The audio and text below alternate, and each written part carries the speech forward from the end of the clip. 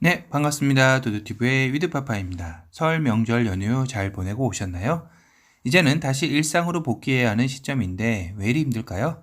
아마 다들 명절 증후군으로 힘든 하루를 시작하셨을 텐데요. 그래도 오늘 소식을 들으며 힘내서 이번 한 주도 열심히 함께 달려봅시다. 오늘은 이전 영상에서 카니발 풀체인지 6월 양산 소식 일정을 알려드렸었죠? 그만큼 카니발 풀체인지의 출시도 이제는 서서히 당금질을 시작했는데요.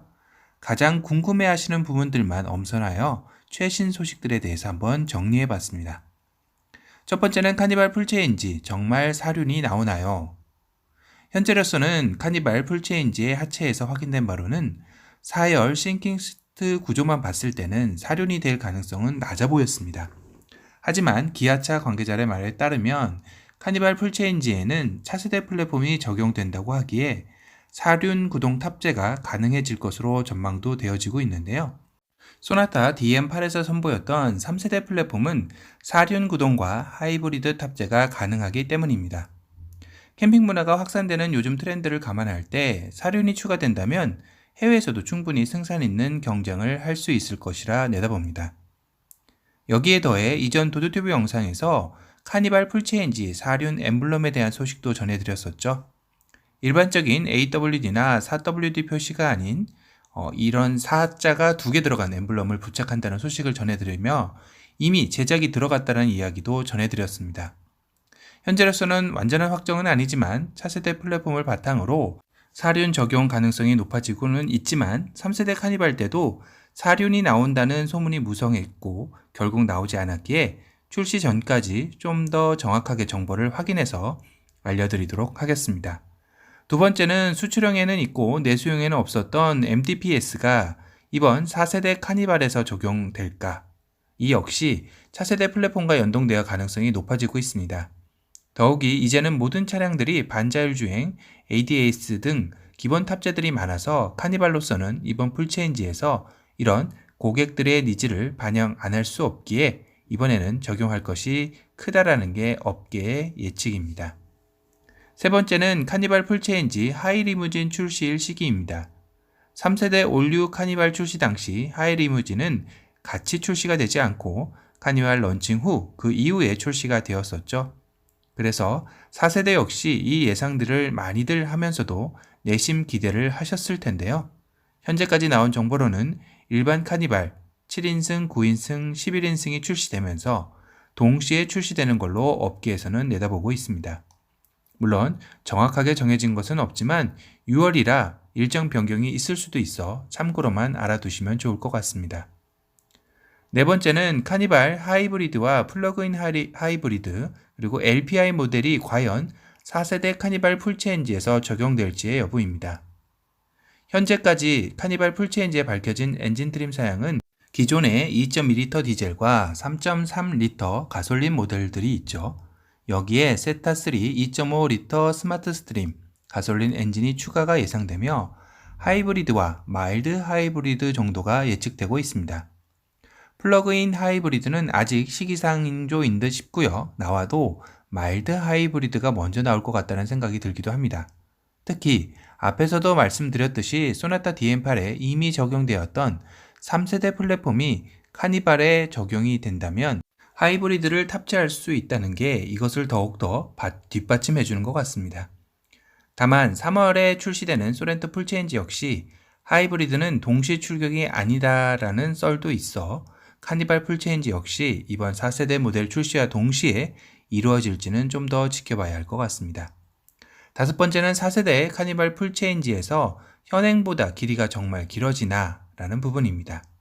이 영상도 도도튜브가 이미 말씀드렸었죠. 일단 시트 배열은 기존과 동일하게 7인승은 223, 9인승은 2223이고요. 11인승은 2333으로 나온다고 말씀드렸었죠. 다만 실내 공간 좌석이 15에서 17mm 정도 길어졌다고 하는데 이것은 아마도 3세대 플랫폼 적용을 하면서 나오는 이점이나 시트 포지션 조정 등으로 가능한 길이라 크게 커졌다고 보기에는 무리수가 있을 것 같네요. 공간이 좀 더 커지길 바랬던 예비 구매자분들에게는 다소 아쉬운 소식 같습니다. 여섯 번째는 작년부터 올해 신차까지 나오는 신기술 및 편의사양 옵션이 4세대 카니발 풀체인지에도 적용될지에 대한 여부인데요. 현재 차량들의 신기술 및 편의사양 옵션을 먼저 살펴보면 대형 디스플레이죠. 기본 10.25인치의 GV80의 경우는 14.5인치까지 커진 만큼 4세대 카니발 역시 내비게이션의 사이즈 확장을 예상해 볼 수 있겠는데요. 그리고 GV80에 적용된 증강 내비게이션 역시 적용될지도 지켜봐야 할 것 같습니다. 솔직히 아직 출고 전이어서 사용을 많이 해본 것은 아니나 GV80 시승 행사 때 잠깐 타본 결과는 눈에 확 들어오는 느낌은 아니었습니다.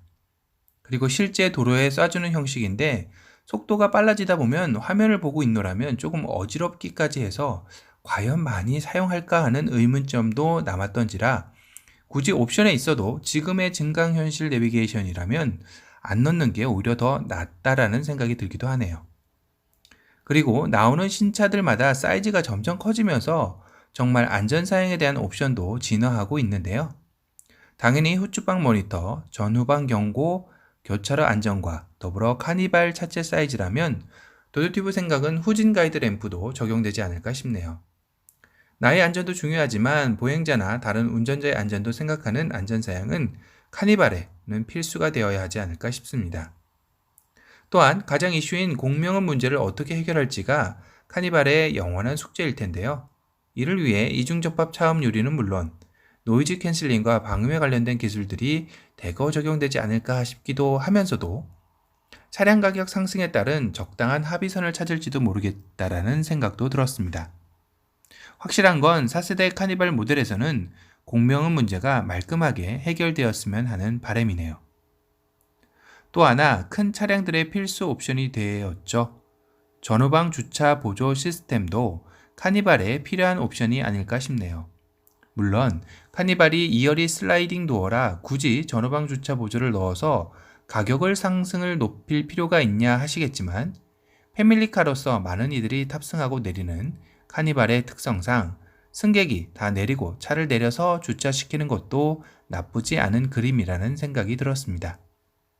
슬라이딩 도어 얘기가 나온 김에 슬라이딩 도어는 이전 영상에서도 이미 한번 리뷰해드렸지만 터치 타입 아웃사이드 도어 핸들이 적용될 가능성이 높습니다. 사진으로도 한번 보여드렸었죠.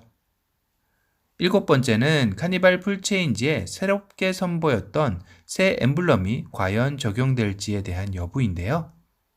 현재까지는 새 엠블럼 적용 쪽에 무게가 더 실리는 것 같습니다. 앞서 출시되는 소렌토 풀체인지, 하이브리드와 플러그인 하이브리드에도 기아차에 새 엠블럼 적용 소식까지 솔솔 나오고 있는 것으로 봐서는 카니발 풀체인지에서도 큰 변동사항이 없다면 적용되지 않을까 싶기도 한데요. 저도 이번에 알았는데요. 새 엠블럼을 세워서 보면 즈을이라는 단어가 된다고 하네요. 정말 디자인의 기아가 소비자들을 즐겁게 해줄 새 엠블럼을 적용해 줄지 기대가 됩니다. 6월까지 출시가 어느 정도 남아있어 많은 정보가 나오고 있지는 않지만 곧 새로운 정보도 입수 예정이라 들어오는 대로 다시 알려드리도록 하겠습니다. 오늘은 현재까지 나온 4세대 카니발 풀체인지의 최근 소식들에 대한 근황을 리뷰해드렸습니다. 그럼 또 다른 새로운 소식이 들어오는 대로 다시 찾아오겠습니다. 지금까지 도도튜브의 위드파파였습니다. 감사합니다.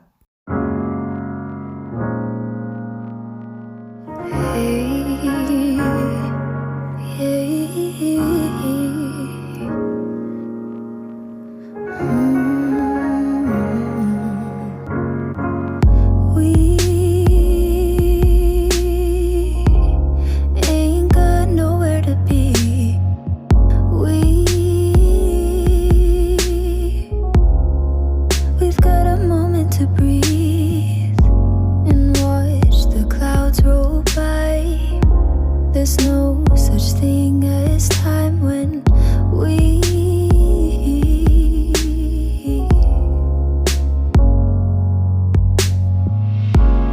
You don't have to say anything, I don't want you to think too much. Let our bodies soak in the sun